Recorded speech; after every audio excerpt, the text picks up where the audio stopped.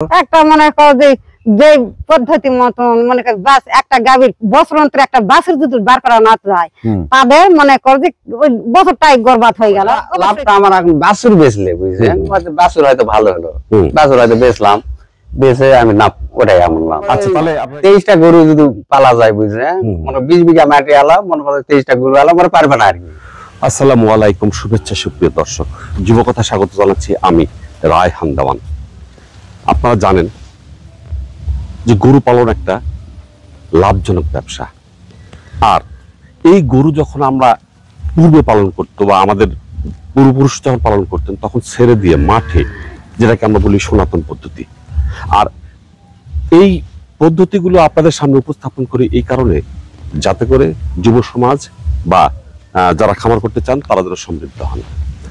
আর এই ধারাবাহিকতায় আজ আমি এসেছি নওগাঁ জেলার পত্নীতলা উপজেলার একটা গ্রামে। এই গ্রামে একেবারে সনাতন পদ্ধতিতে গরু পালন হয়। আমরা সেই তথ্য আপনাদের সামনে উপস্থাপন করব। দাদা ভালো আছেন আপনি? ভালো। কি নাম আপনার? দাম সুমল চন্দ্র দাস। আচ্ছা সুমল দা, আপনার গ্রামের নামটা জানো কি? বয়স্কুর পত্নীতলা নওগাঁ। তো এই যে আপনার এলাকায় আমি একটা জিনিস দেখতেছি, সেটা হচ্ছে গরু কিন্তু আপনার সেভাবে সেটে পালানো হয় না বা বাড়িতে বেঁধে রেখে পালানো হয় না, ছেড়ে দিয়ে পালান, তাই না? এতে করে কি কি সুবিধা আছে আর কি কি অসুবিধা মনে হয় আপনার? এখানে সুবিধা আমাদের এখন খাদ্য মনে করেন যাই একটু বাইরে থেকে খাই, ওটাই খাদ্য, এবং হয়তো উপরন্ত মানে সাধারণত যে খিলানরা হয় মানে হয়তো এগুলা লাগে না, মানে খুব কম সীমিত। কয় মাস আপনার বাইরে যায় এই গরুটা? এটা আমাদের মনে করেন যে বন্যা আসলে হয়তো 11 মাস হয়তো বন্ধ থাকলো, সারা বছর মনে করেন যে তাহলে 12 মাসের আপনার প্রায় 10 থেকে 11 মাস পর্যন্ত চলে। এরকম কোনো খরচ হয় না তেমন না? আচ্ছা, মোট কয়টা গরু আছে আপনার? আমার মোট গরু আছে ছোট বড় 23টা গরু আছে। আপনি গরুর যে পালাটা কবে থেকে শুরু করছেন আপনি?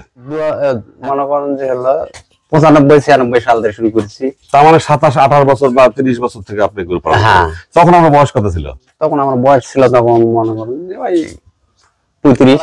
বাপ দাদারা যারা করতেছিল তারা মনে করেন তাদের হয়তো উঠে যাওয়ার পরে আমি একটা গরু কিনেছিলাম বুঝলেন, একটা গরুর থেকে মানে 23টা গরু করলাম। ও আচ্ছা, একটা গাভীন গরু কিনেছিলাম।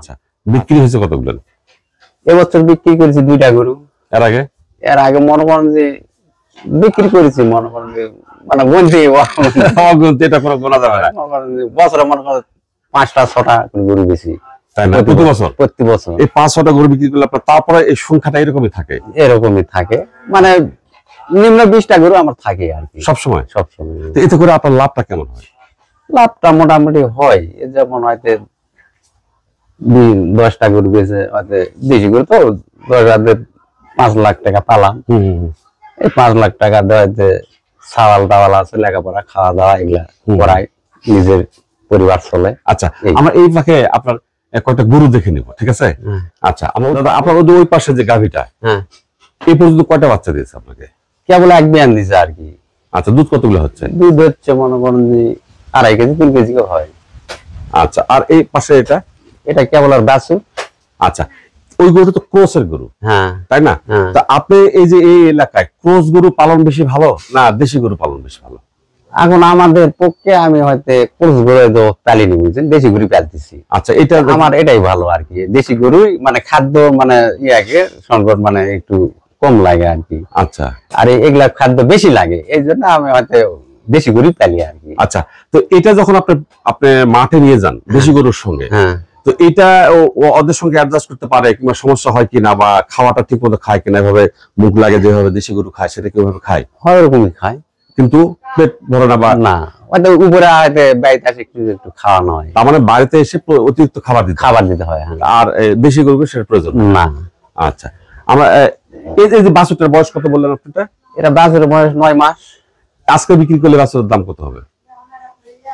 এই বাছুর 50,000 টাকা তো হবেই। আচ্ছা, এটা কি বক না এরে? বক না।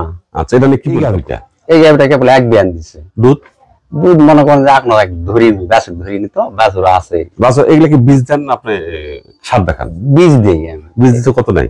বীজ দিতে 500 টাকা লাগে। আচ্ছা, কি জাতের বীজ দিছিলেন? এটা যে আপনার হলো মনে করেন যে শাহিওয়াল শাহিওয়াল দেওয়া হয়, হ্যাঁ হ্যাঁ নেপালি দেওয়া হয়। আচ্ছা ওই যে ওই গাভিটা ওই গাভিটা গাভিন ওটা। বয়স কত ওটার? ওটা বয়স মনে করেন যে মনে করেন যে ওটা এ পর্যন্ত কটা বাচ্চা দিচ্ছে? 3টা বিয়ান দিছে আর কি। এর দুধ কতগুলো হয়? 1-1.5 কেজি করে হয় আর কি, এটা ছোট গরু তো। আচ্ছা তারপরটা লালটা? লালটারও 1.5-2 কেজি করে হয়, দেশি গরু এগুলা। ওটা কটা বাচ্চা দিচ্ছে? ওটা মনে করেন 3 বিয়ান দিল। আচ্ছা আচ্ছা ওটা আমার বাছুর, ওটা ওই ওই পাশে ওটা হয়, ওটা ওটা কি ক্রস দিচ্ছেন? এটা কি ওটা- বীজ দিছিলেন? হ্যাঁ বীজ দিছিলাম। কি জাতের বীজ দিছিলেন? ওই যে আপনি বললাম ফ্রিজের শাহিওয়াল। শাহিওয়াল কোচের শোনেন, আপনার দেশি গাভিগুলো কি আপনি কি করবেন, শাহিওয়ালের বীজ দিবেন। হ্যাঁ শাহিওয়ালের দিলে সেখানে ভালো ভালো শাহিওয়াল পাবেন এবং 100% দিবেন। হ্যাঁ। তাহলে ওদেরকে বলে দিবেন হ্যাঁ। যে আমাকে শাহিওয়াল দেন এবং 100% দেন, হ্যাঁ। তাহলে আপনি সুন্দর সুন্দর বাছুর পাবেন। বাছুর হবে। দেশি গরুর থেকে শাহিওয়ালের ভালো বাছুর ভালো পাবেন। বাছুর হবে। এগুলো দাম বেশি হবে।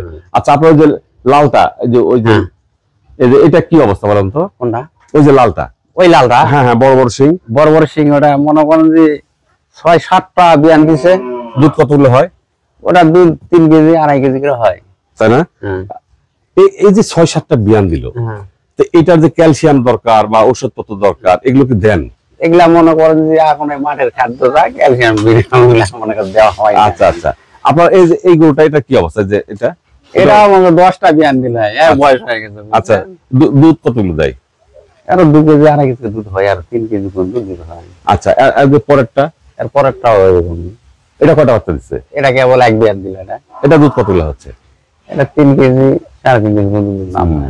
এটা কটা বাচ্চা দিচ্ছে? এটা প্রথম বিয়ানি না। আচ্ছা এটা দুধ কেমন দিচ্ছে? এটার দুধ হচ্ছে মনে করেন যে ওই এটারও মনে হয় ওইরকমই 1.5 কেজি 2 কেজি করে। আমার দুধ আপনার কাছে মুখ্য বিষয় নয়। না, আমার বাছুর হলে মনে করেন। আপনার এখান থেকে তো সব দেশি গরুই হ্যাঁ। ম্যাক্সিমাম, হ্যাঁ আপনার ক্রস মাত্র একটা। একটা। তো এই ক্রসটা দেশিটা, এই দুইয়ের মধ্যে পার্থক্য কি বুঝতেছেন আপনি? আমার হিসাবে আমি দেশি গরুই আমার ভালো লাগে আর কি। কেন? এই জন্য যে আমার মানে খরচা কম হয় এবং হয়তো মাঠে খিলানা হয়, বাড়িতে অত বান্ধে খিলানা রোগ বালায় কম হয়, কম হয়, এই তাই না? হ্যাঁ রোগ বালাই কম হয়। আপনার এই খামারে 23টা গরু আছে, এই খামারে প্রতিদিন আপনার গরুকে কি কি খাওয়ান?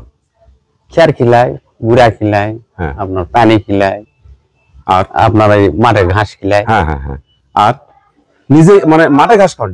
আপনি বাড়িতে কি কি খাবার দেন? মাঠে যা গেলে তো ঘাস খায় বা যা পায় খায়। বাড়িতে গুড়া হুম। মনে করেন যে হলো পানি ভুষি একটু করে দেই, হুম। কোনো ওই বাছুর টাছুর গুলাকে এগুলা কেমন পরিমাণ দেন? প্রতিদিন আপনার কেমন খরচ হয় এই জায়গাটায়?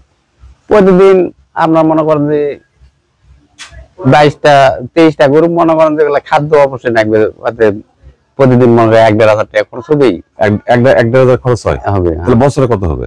বছরে মনে করেন যে হিসাব করে 1,80,000 বা 2 লাখ টাকা খরচ হয়, খরচ হবে। হ্যাঁ তাই না? হ্যাঁ। তাহলে আপনার এই খরচের টাকাটা কোত্থেকে আসে? আমি গরুর থেকেই মানে সেই দুধ বিক্রি করে কি আসে?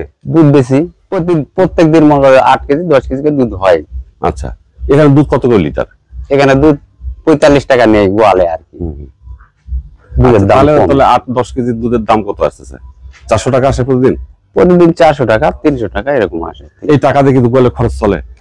কিছুটা চলে সব চলে না, না, বাড়ি থেকে দিতে হয়। দায়িত্ব দিতে হয়। তাহলে লাভটা কখন হয়?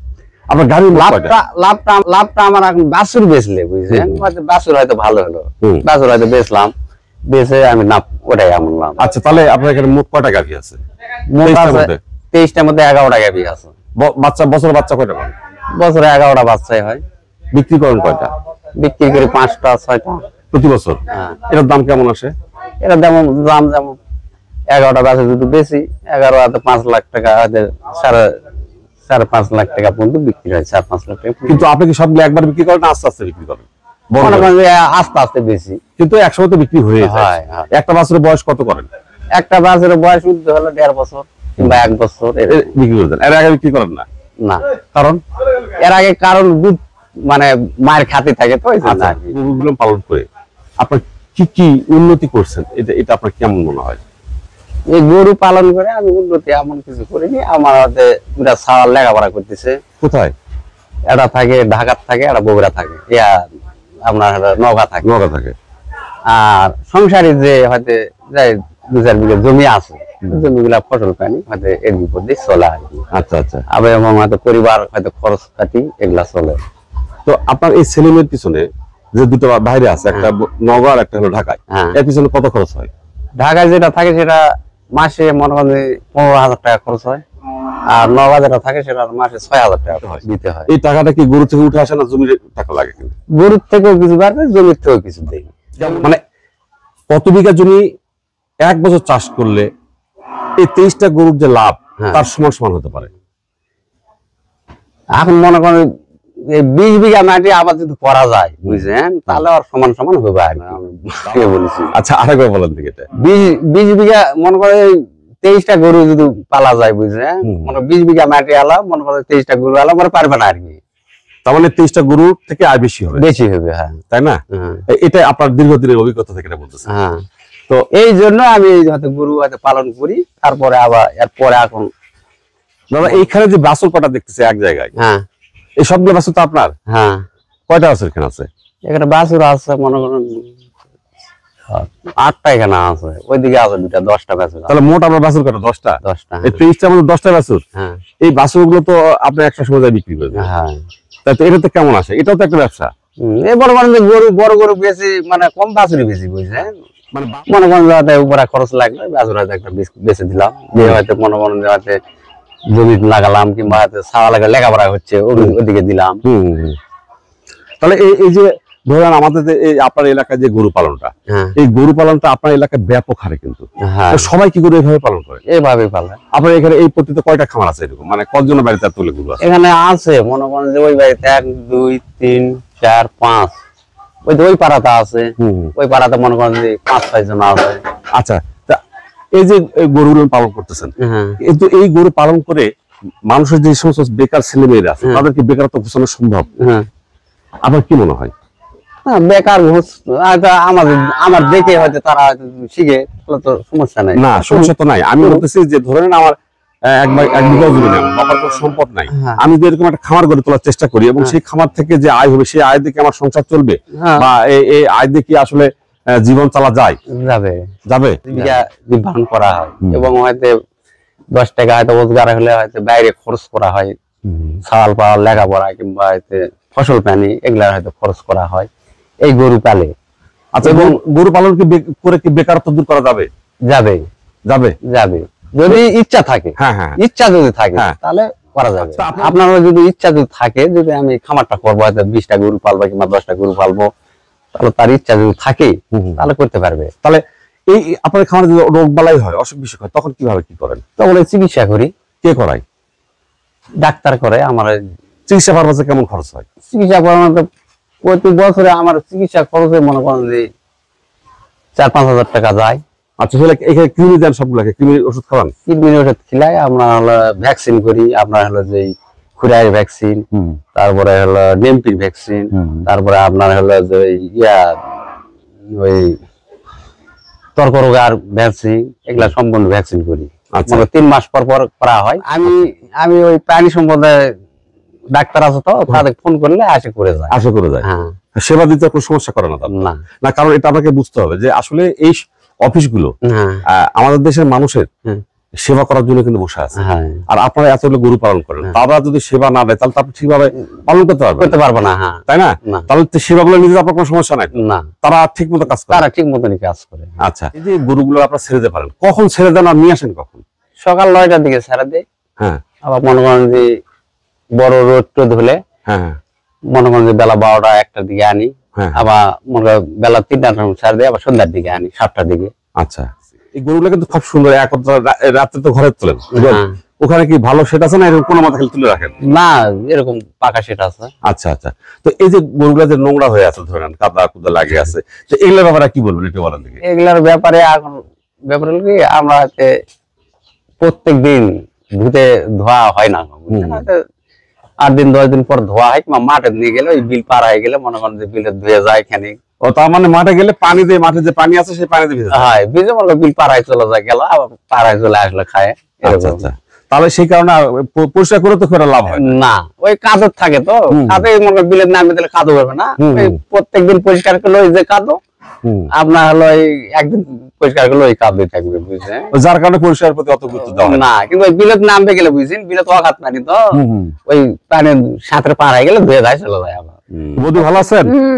ভালো আছি। তো দাদা তো প্রতিবেদন করলাম, একটু ভিডিও নিয়ে গরু নিয়ে কথা বললাম হ্যাঁ, ভিডিওতে। কথা বললেন। হ্যাঁ, মানে তো এই আমরাও তো ট্রেডিং করি হুম, গরু সম্পর্কে, মানে খাবার তৈরি করার জন্য, দুধের উৎপাদন করার জন্য। বাংলাদেশ সবচেয়ে এখন মনে করে দুধের দামটা পরিমাণ কম, কিভাবে বাড়তি হবে দুধের দামটা, দুধটা কিভাবে বাড়তি করা যাবে, তার জন্য পদ্ধতি করা হচ্ছে। আচ্ছা, কি কি শিখেছে বলেন তো? আমাদের শিখে আছে যে হলে গরু তৈরি করার জন্য কিভাবে কোন জিনিস বাইর করলে খরচ কম হবে, বাইর ভুটা, মনে করে কালাই, ধান, অতি হলে গম, এগুলা মিক্স করে ভাঙে নিয়ে আসে বাড়িতে তৈরি করে খাবার বলিছে, তাহলে বাজারের দাম কম বেশি দাম, পাওয়া যাবে। হ্যাঁ হ্যাঁ, বেশি দামে খরচ কমার জন্য, মানে বাড়িতে তৈরি করার জন্য এই একটা দিছে। তার মানে তো আপনার দাদাকে পুরো সহযোগিতা করে, হ্যাঁ। তাই না? হ্যাঁ, তো এই খামার তো দাদা একা পরিচালনা করতে পারে না, না, আপনাকে ছাড়া আমার সম্ভব ছাড়া না। না। পরিশ্রম করা লাগবে, তার সাথে মনে করে খাটা লাগবে, কিভাবে করলে তার মানে উন্নতি আসবে, এই জন্য মানে খামার তৈরি করা, কষ্ট না করলে খামার তৈরি করা যাবে না। তো আমরা শুনি খামার করলে লাভ হয়, তাই না? হ্যাঁ, এখানে কি লস হয় না? লস হয়। কেমন করে লস হয় একটু বলেন তো? একটা মনে করো যে পদ্ধতি মতন মনে কর বাস একটা গাভীর বছর অন্তরে একটা বাছুর যদি বার করা না যায়, তাদের মনে কর যে ওই বছরটাই বরবাদ হয়ে গেল, অবশ্যই খামারের ঘাটতি আসে গেল। আর কিভাবে তৈরি করলে তার বছরে একটা বাছুর বার করা যাবে, তাহলে খামারটা উন্নতি হবে। হ্যাঁ হ্যাঁ, তাহলে এইটা কি আপনি ট্রেনিং দিচ্ছেন, এটা শিখছেন আপনি? হ্যাঁ, এটাও শিখেছি, এটাও শিখছেন। অনেক 12টা না 13টা ট্রেনিং করা হলো। আচ্ছা, তাহলে আপনার এই যে ভালো বাচ্চা পাওয়ার জন্য কি কি করা দরকার, এটা শিখছেন নিশ্চয়ই। ভালো বাচ্চা পাওয়ার জন্য তো কি কি করা দরকার, কি জাতের বীজ দিলে, কোন গরু কি জাতের বীজ দিবেন, আপনি এটা শিখেননি? ওটাও শিখেছি তো। হ্যাঁ, বলেন। মানে ফিজিয়াম বীজ দিলে একটা আসবে, বেশি ভালো বীজ আসবে, ভালো উন্নতি হবে, আর দুধ বেশি আসবে। কিন্তু ফিজিয়ানটা আপনার দেশি গরুতে কি ফিজিয়ান দেওয়া যাবে? দেওয়া যাবে, প্রথম দিয়ে তারপরে একটা বাছুর তৈরি করে, তারপরে ওর পেটে যখন বাড়াবে সেটা ফিজিয়াম এসে যাবে। আস্তে আস্তে আসে যাবে। আপনার আমার কথা শুনে যদি কোনো যুবক ভাই উপকৃত হয়, তাহলে আমাদের পরিশ্রম সার্থক, আপনার পরিশ্রম সার্থক, আমার পরিশ্রম সার্থক। তো যুবকতার পক্ষ থেকে আপনাকে অসংখ্য শুভেচ্ছা জানাচ্ছি এবং কৃতজ্ঞতা জানাচ্ছি। ভালো থাকবেন।